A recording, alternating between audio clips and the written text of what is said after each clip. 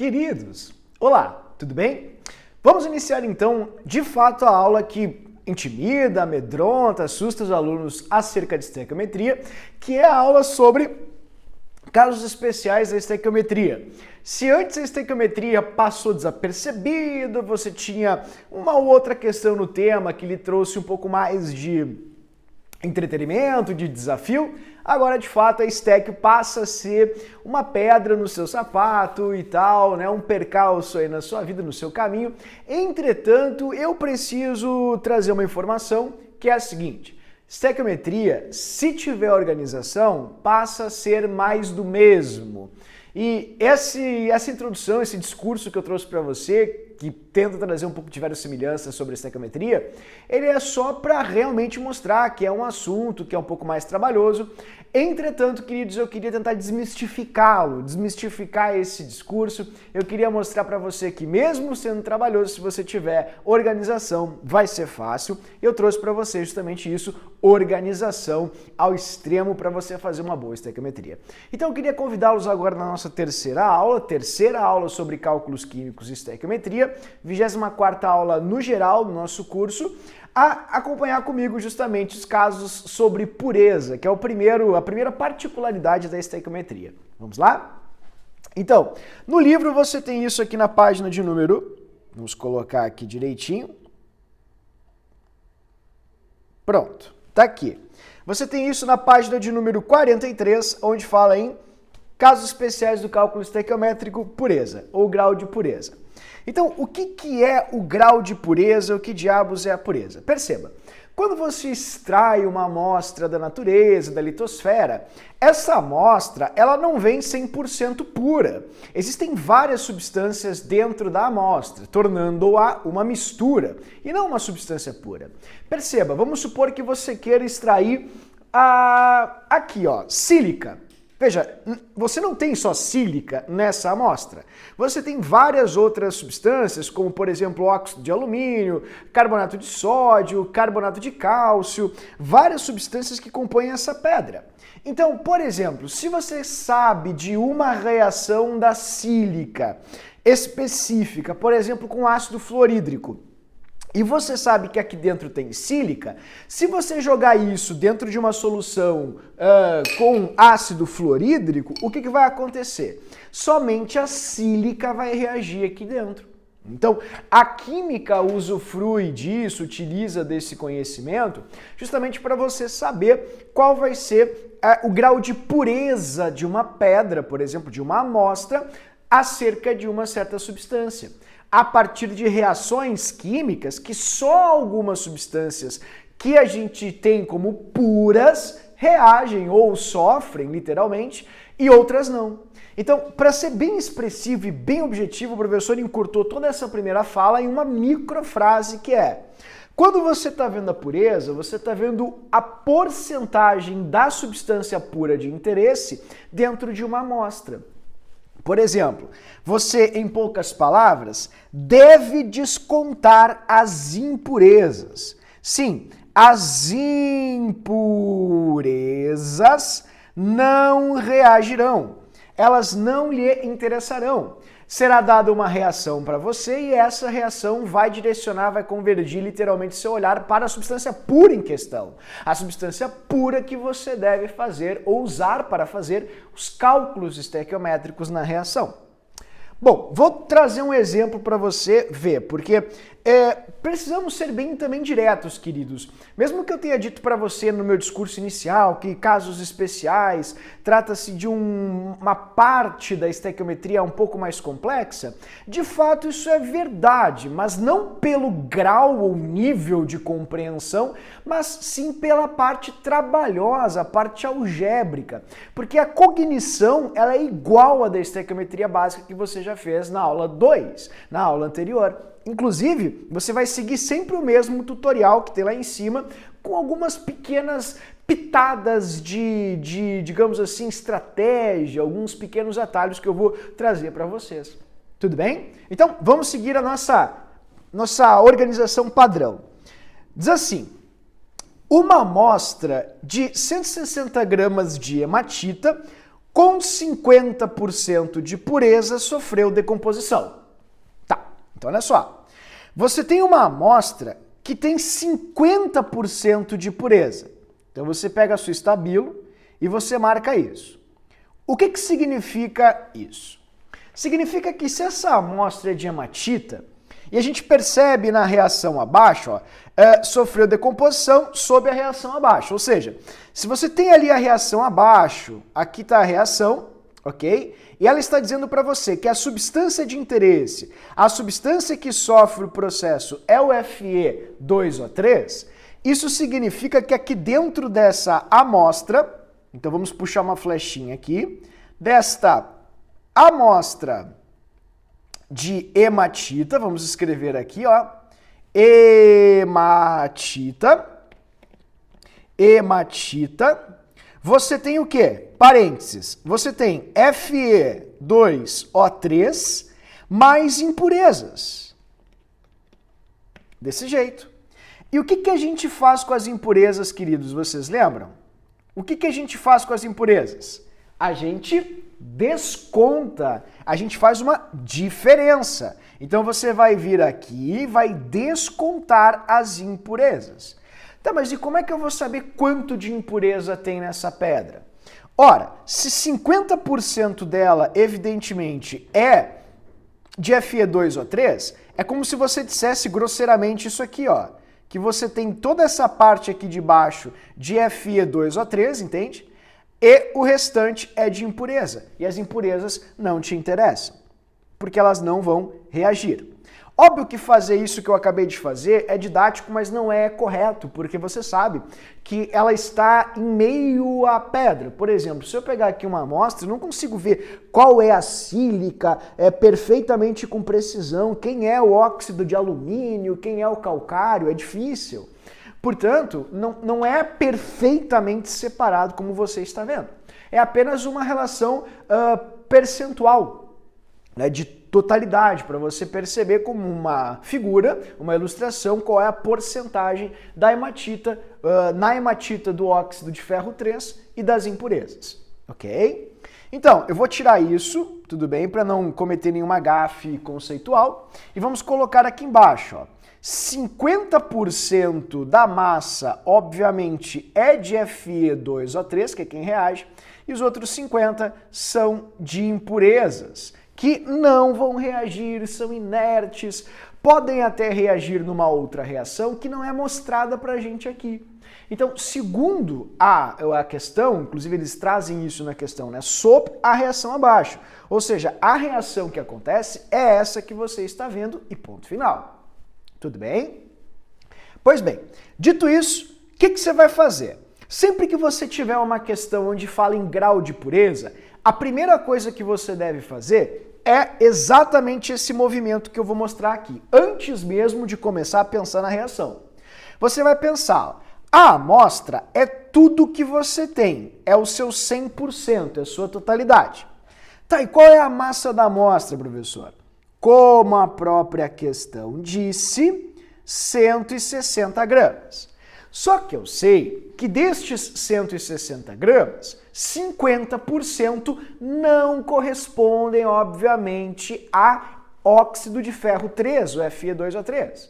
E estes 50% que não correspondem à substância pura de interesse, as impurezas, vão ser descartadas, literalmente descontadas, né? Vai ser a diferença que você deve fazer. Então você deve subtraí-las. Portanto, quanto que dá 50% dessa pedra? A continha é bem fácil. 50% é a metade. E a metade de 160 é quanto? 80. Então você vai ter 80 gramas. Portanto, olha como não é difícil. É como se a questão fosse de estequiometria básica, só que ao invés de lhe dar 160, eles dissessem assim, ó, destes 160, 80 gramas são de Fe2O3, a substância de interesse que você tem. Tudo bem? Bom, dito isso, agora basta você analisar a pergunta da questão. Qual será a massa de ferro obtida? Bom, vou pegar aqui a minha estabilo e vou marcar a pergunta da questão. Qual será a massa de ferro obtida com 80 gramas de óxido de ferro 3, que foi o que a questão me deu por intermédio destes 50% de pureza da amostra de hematita, que tem 160 gramas. Ok? Pois bem, o que você vai fazer agora? Tutorial neles. Você vai seguir o passo a passo. Ajuste o coeficiente, monte o esquema e depois faça a regra de 3. Vamos lá? Ó, a primeira coisa que eu vou fazer é balancear a reação. Então você tem o seguinte, ó, você tem 2 ferros aqui e tem um ferro aqui, portanto eu vou multiplicar o ferro por 2. Só que agora eu tenho 3 oxigênios aqui e tenho 2 oxigênios lá. Se você quiser, você pode multiplicar por 3 meios, porque 3 meios vezes 2 dá 3. R$1,50 vezes 2 dá R$3. Só que se você não gosta de números fracionários, se você acha que os números fracionários lhe atrapalham e você quer fazer com números inteiros, olha que bom, você tem a possibilidade de usar somente números inteiros. Então sabe o que você vai fazer? Isso aqui, ó. Você vai dobrar esse óxido, que é o óxido de ferro 3, tendo 4 átomos de ferro por tal motivo e 6 oxigênios. Aí você pode multiplicar por 3 e pronto, o seu drama terminou, encerra-se aqui um dos dilemas da Stekio. Você tem números inteiros, redondinhos, todos perfeitos para a sua conta ficar mais acessível também. Tudo bem? Então, feito isso, vamos lá, vamos montar o nosso esquema estequiométrico. No nosso esquema estequiométrico, você não vai escolher tudo ou montar tudo para apenas escolher quais são as informações que são relevantes para você. Não, você já sabe como fazer isso. Você teve uma aula inteira só para montagem, basicamente, do esquema estequiométrico. Então, eu sugiro que você monte direto agora as situações que lhes são de interesse. Ou seja, eles falaram em massa e massa. Ó, a primeira informação é massa de Fe2O3. Então a primeira coisa que você deve fazer é marcar a massa, marcar o Fe2O3 e achar esse valor aqui. Tá? O valor de massa de Fe2O3, primeira coisa. Então vamos achar esse valor de massa. Como é que eu completo isso? Eu não sei. Pô, não é verdade, né? O professor fez uma aula inteira com você sobre isso e nessa micro tabelinha de esquema estequiométrico eu coloquei inclusive o que você deve usar para preencher. Você deve usar a massa da tabela em gramas vezes o número de mols que aquela substância tem. Então, vamos colocar aqui, ó. Você vai ter para o ferro, vamos colocar ali o ferro, 56, que é a massa molar do ferro. Lembrando que eu extraí isso da tabela, vezes 2, e 16, que é a massa do oxigênio, vezes 3. Isso vai dar para você 112 mais 48. E numa conta rápida, isso vai dar 160 gramas. Então você vai colocar aqui, ó, 160 gramas por mol, que é a massa molar, a massa da tabela em gramas daquela substância, vezes o número de mols que aquela substância tem. Quantos mols ela tem? Obviamente, tem 2. Vou puxar uma flechinha aqui para você ver, ó. Ela tem 2 mols, então você vai colocar vezes 2. Prontinho, desse jeito. Tá, e qual é a outra informação que eu preciso extrair, professor? Muito fácil. Ele pergunta, qual será a massa de ferro?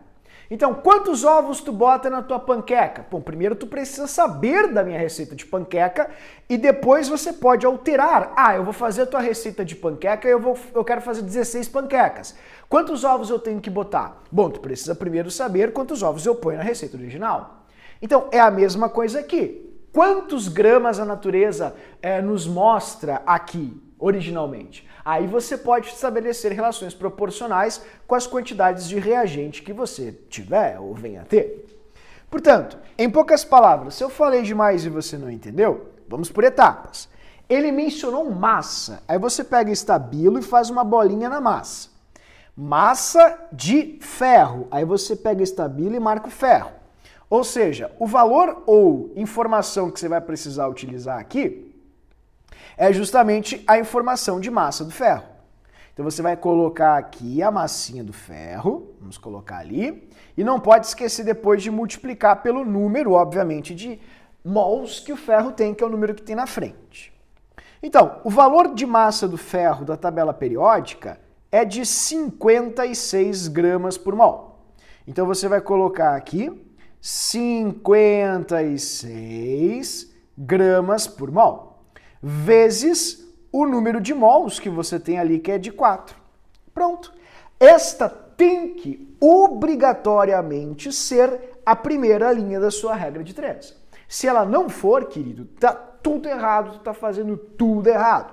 Porque, como diz o terceiro passo, você deve montar a regra de 3. Onde a primeira linha sempre vai sair desse esquema. Sempre. Impreterivelmente. Se não estiver saindo, tá errado. Tudo bem? Então, vamos pegar aqui o nosso exemplo e vamos, diminuir um pouquinho aqui. Pronto. Vamos colocar aqui embaixo, então, a regrinha de 3. Vamos escrever aqui, primeira linha, e aqui embaixo, segunda linha.